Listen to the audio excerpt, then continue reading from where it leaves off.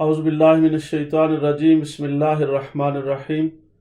والحمدللہ رب العالمین والعاقبۃ للمتقین والصلاة والسلام علی نبینا وعلی آلہ واصحابہ واولادہ وبناتہ وازواجہ وجمیع ملتہ اجمعین۔ مکرم سامعین و ناظرین گرامی قدر، آج کی گفتگو ہم آیت کریمہ کی روشنی میں کر رہے ہیں،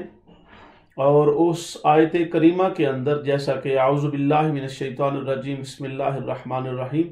اللہ تبارک و تعالیٰ نے ارشاد فرمایا یا ایھا الذین آمنوا اتقوا اللہ وابتغوا الیہ الوسیلہ، اے ایمان والو تقوی اختیار کرو اور اس کی بارگاہ میں وسیلہ تلاش کرو۔ وسیلہ کا صاف ظاہر ہے معنی تو ہوتا ہے انٹرمیڈیشن، اور وسیلہ ذریعہ واسطہ، اور عام طور پہ یہ صدقہ کی زبان میں بھی استعمال ہوتا ہے۔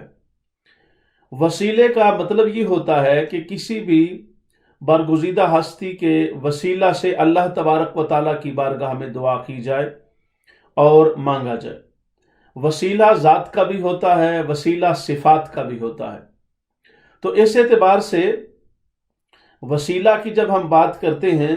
تو اس میں ذات کا مطلب یہ ہوا کہ اللہ کے تبارک و تعالیٰ کے انبیاء گرامی قدر، اولیاء کرام، نیک ہستیاں، بزرگ ہستیاں، ان کے وسیلہ سے دعا کرنا، اور درجہ بدرجہ یہ بندے کے ذہن میں بات محفوظ ہونی چاہیے، اور اس کی تعلیم ہونی چاہیے اور علم ہونا چاہیے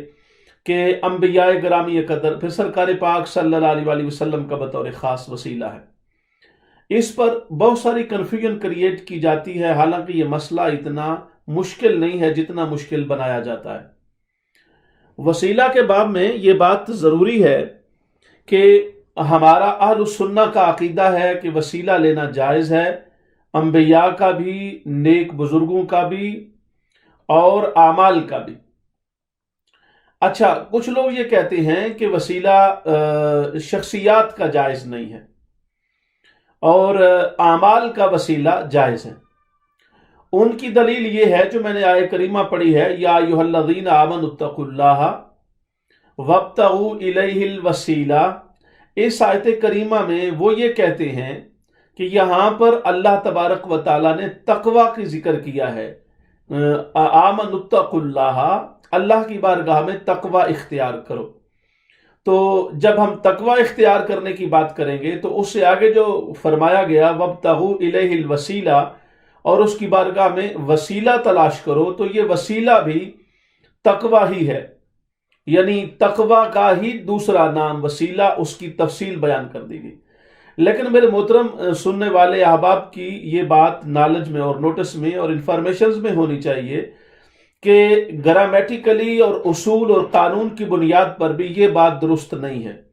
اس کی وجہ یہ ہے کہ کسی ایک ہی مقام پر جب دو باتیں ایک ہی معنی دے رہی ہوں، اور ایک بات انڈیپینڈنٹ اپنی حیثیت میں ذکر ہو رہی ہو اور دوسری اس کی تاکید بن رہی ہو، جیسا کہ ہمارے دوسرے لوگ جو اس موقف کو رکھتے ہیں کہ تقوی ہی وسیلہ ہے، وہ مانتے ہیں، تو ایسی صورت میں یہ اس وقت ہوگا جب اس کا کوئی دوسرا حقیقی معنی لینا، یعنی عام معنی لینا مراد نہ ہو۔ عام معنی کا مطلب یہ ہوتا ہے کہ جب اس کے دو معنی لینا مراد نہ ہو۔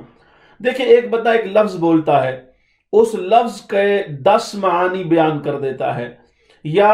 تو اس لفظ کو 10 بار بیان کرنے کا کوئی مقصد نہیں ہے، اتنی لمبی چوڑی تفصیل اور تاکید کی ضرورت نہیں ہوتی۔ یا پھر تاکید تب کی جاتی ہے کہ جب اس میں کوئی شک ہو، کوئی شبہ ہو، کوئی اس کے اندر کسی طرح کا یہ خیال ہو کہ شاید سننے والا بات کو مانے گا نہیں، یا اس پر اثر نہیں ہوگا، یا اگلے نے میری بات کو سنا نہیں ہے۔ تو یہ تمام صورتیں ہوتی ہیں تاکید کی، کسی بات کو دوبارہ لانے کی، لیکن یہاں پر صورتحال ایسی نہیں ہے۔ اچھا، اگر وہ معنی ایک ہی معنی ایک لفظ دینے میں کسی کا محتاج نہ ہو، وہ معنی پوری طرح سمجھ آ جائے، تو پھر دوسرے مقام پر جو معنی لیا جائے گا اسی مفہوم کا، وہ معنی صحیح نہیں ہوگا، کیونکہ وہ سیم معنی کی تاکید ہو جائے گی، تائید ہو جائے گی، جبکہ اس کا الگ معنی لینا وہ زیادہ بلاغت کے اصول کے مطابق بھی ہے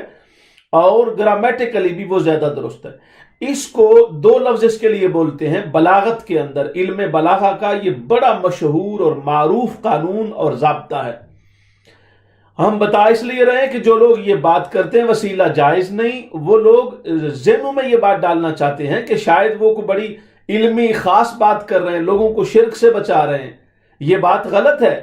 اس لیے غلط ہے کہ وہ اصول کی خلاف ورزی کر رہے ہیں۔ اصول یہ ہے کہ اگر وہی معنی لیں گے، یعنی اتقوا کا بھی وہی معنی ہے اور وسیلہ کا بھی وہی معنی ہے، تقوی اختیار کرو اور وسیلہ سے مراد بھی تقوی ہی ہو، تو اس صورت میں یہ تاکید ہوتی ہے۔ اور اگر اتقوا کا معنی تقوی ہو اور وسیلہ کا معنی کوئی اور وسیلہ، یعنی انڈیپینڈنٹ معنی ہو کہ تقوی بھی اختیار کرو اور وسیلہ بھی اختیار کرو، تو اس کو بولتے ہیں استیناف، کہ اس کا اپنا الگ ایک معنی آ رہا ہے۔ اور یہ بلاغت کی زبان میں یہ اصول ہے کہ جہاں استیناف کا قانون لاگو کرنا ممکن ہو وہاں استیناف کا قانون لاگو کریں گے، وہاں تاکید کی طرف نہیں جائیں گے۔ تو قانونی طور پر جو لوگ یہ بات کرتے ہیں وہ بالکل غلط بات ہے۔ اصول، ضابطہ، کلام، ادب، فصاحت، بلاغت اور قوانین کلام اور مفاہیم اور معانی کی دنیا اس بات کو بالکل سپورٹ نہیں کرتے ہیں اور یہ خلاف قانون بات ہو جاتی ہے۔ اب اس کو ہم تھوڑا سا عملی طور پہ دیکھتے ہیں کہ اس کی عملی تعبیر کیا ہے اور عملی طور پہ کیسا ممکن ہے۔ وہ یہ کہتے ہیں کہ وسیلہ اگر آپ نے لینا ہے تو اعمال کا تو لے سکتے ہیں، مثلا نماز کا وسیلہ دے دیں، روزے کا وسیلہ دے دیں، حج شریف کا وسیلہ دے دیں، زکوٰۃ کا وسیلہ دے دیں، اور اس کے لیے وہ دلیل پیش کرتے ہیں۔ وہ مشہور و معروف حدیث پاک ہے جس کے اندر بخاری شریف کی، کہ جب بنی اسرائیل کے کچھ لوگ سفر پہ جا رہے تھے، راستے میں بارش آ گئی، وہ ایک غار میں چلے گئے، غار کے اوپر ایک لڑکتا ہوا بہت بڑا وزنی چٹان پتھر بہت بھاری آیا اور اس نے غار کو بند کر دیا۔ جب غار کو بند کر دیا تو اب ان کے لیے وہ پتھر ہٹانا ممکن نہیں تھا، اور تو حدیث پاک کے الفاظ یہ ہیں کہ انہوں نے یہ سوچا کہ اب ہماری زندگی کا یہ صاف ظاہر آخری موقع آ گیا کہ یہ چٹان اتنی وزنی ہے، ہم غار کے اندر ہے، چٹان اوپر آ گئی ہے، ہم تینوں مل کر بھی اس کو ہٹا نہیں سکتے، باہر ہماری آواز جا نہیں سکتی، ویسے بھی ویران جگہ ہے، سنسان ماحول ہے، تو ہماری بات کون سنے گا؟ آواز سنے گا بھی کوئی نہیں، اور اگر کوئی سن بھی لے تو ایک آدھ بندہ تو ویسے نہیں ہٹا سکتا، ہم تینوں بھی نہیں ہٹا سکتے۔ اس پر انہوں نے یہ آپس میں مشورہ کیا کہ ہم تینوں کوئی اپنا اپنا نیک عمل اللہ کی بارگاہ میں وسیلہ کے طور پہ پیش کرتے ہیں تاکہ اس سے یہ مصیبت اور مشکل ہماری ٹل جائے اور ہمیں اس سے نجات مل جائے اور اللہ پاک ہمیں موت سے بچا لے۔ تو اس پر انہوں نے باری باری ذکر کی اپنے کسی ایک نیک عمل کو وسیلہ کے طور پہ پیش کیا۔ پہلا شخص بولا اور اس نے یہ کہا کہ باری تعالیٰ تیری ذات پاک جانتی ہے کہ میں ایک مرتبہ اپنی بکریاں سارا دن چرانے اور ان کا پیٹ پالنے کے بعد دودھ دو کے واپس آیا، اور جب دودھ دو کے واپس آیا تو میری والدہ ماجدہ نے مجھے کہا کہ مجھے دودھ پلاؤ۔ میں اس دودھ کو صاف شفاف بنانے میں، اس کو کلیئر کرنے میں، چونکہ جانور کا جب لے کے آتے ہیں تو اس کو صفائی ستھرائی کی ضرورت ہوتی برتن کی، تو میں اس میں تھوڑا مصروف ہو گیا۔ جب واپس آیا میں نے دیکھا تو میری ماں سو چکی تھی۔ اس پر میں نے پہلے اپنی والدہ کو دودھ پلانا تھا، پھر بچوں کو پلانا تھا، لیکن میرے واپس آنے تک میری والدہ سو چکی تھی، تو میں ساری رات ان کے سرہانے کھڑا رہا اور صبح تک میں نے نہ خود پیا نہ کسی اور کو پینے دیا، کیونکہ میں اپنی والدہ کو پہلے چاہتا تھا پلانا۔ اے میرے رب ذوالجلال، اگر یہ میرا عمل تیری بارگاہ میں پسند ہے اور اخلاص پر مبنی ہے تو تو مہربانی فرما اس مصیبت سے ہمیں نجات عطا کر۔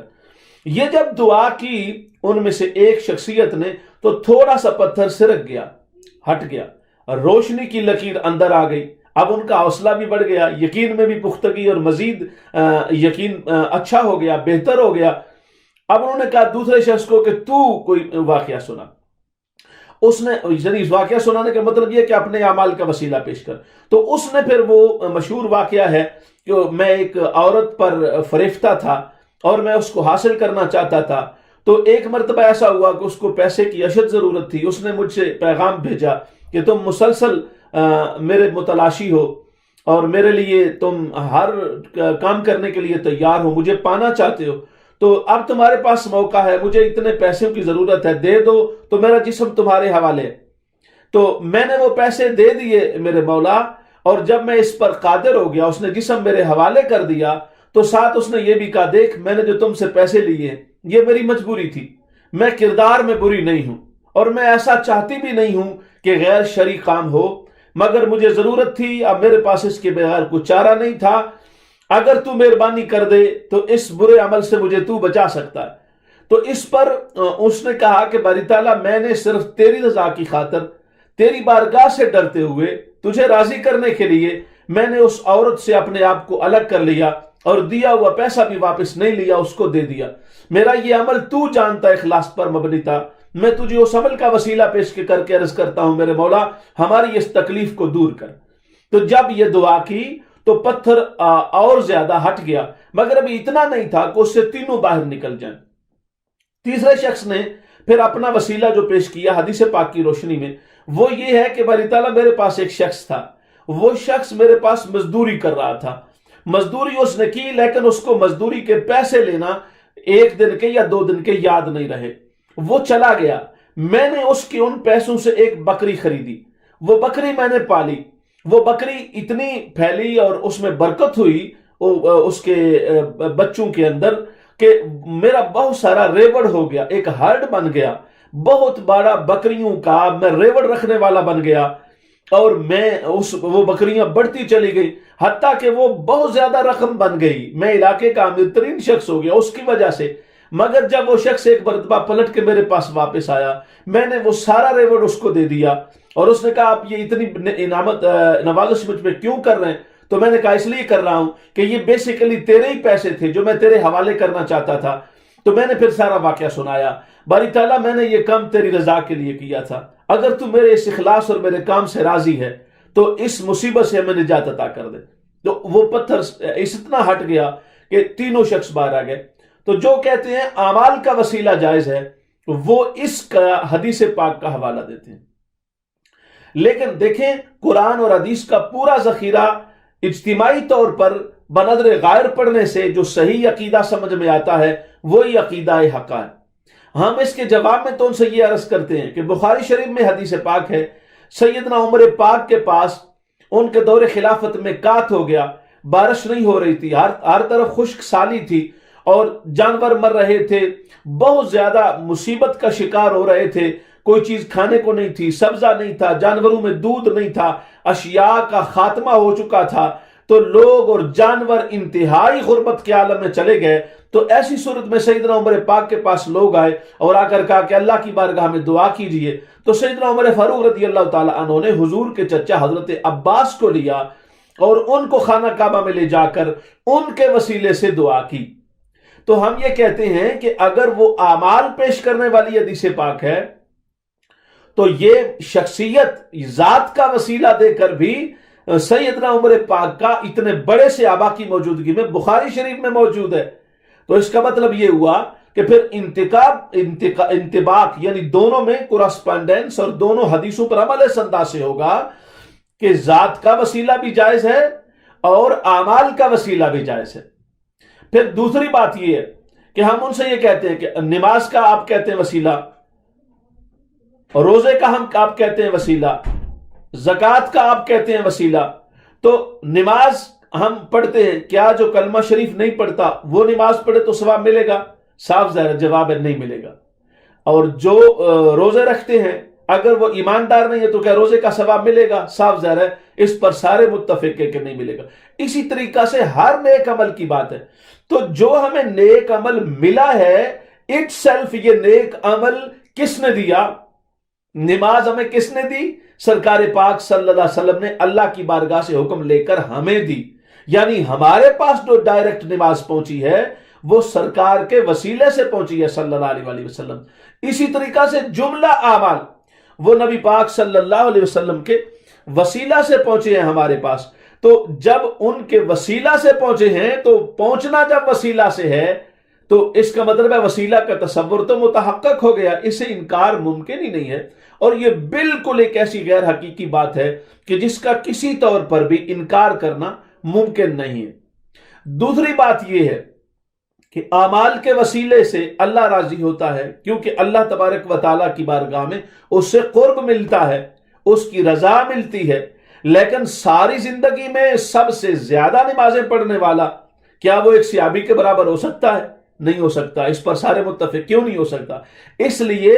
کہ صحابی کو رسول پاک کی صحبت ملی ہے، تو جو رسول پاک صلی اللہ علیہ وسلم کا قرب فضیلت دیتا ہے وہ کوئی بڑے سے بڑا عمل بھی نہیں دے سکتا۔ تو عمل نیک کتنا ہی بڑا کیوں نہ ہو، وہ وسیلہ بن سکتا ہے تو نبی کی ذات اس سے کئی درجے زیادہ وسیلہ بن سکتی ہے، اور اس میں دوسری کوئی رائے نہیں ہے۔ اس پر بہت سارے دلائل ہیں، بے شمار دلائل ہیں، جن پر ہم کسی آنے والے وقت میں بات کریں گے۔ تو آج کی گفتگو میں ہم نے دو باتیں عرض کی ہیں کہ نبی کی ذات کا اور نیک بزرگوں کا وسیلہ لینا جائز ہے، اور اولیاء کرام کا بھی وسیلہ لینا جائز ہے۔ تو نیک اعمال کا وسیلہ بھی جائز ہوا، اور اسی طریقہ سے نیک ہستیوں کا وسیلہ لینا بھی جائز ہوا۔ اللہ تبارک و تعالی ہمیں عمل کی توفیق عطا فرمائے۔ وما علیہ الا البلاغ۔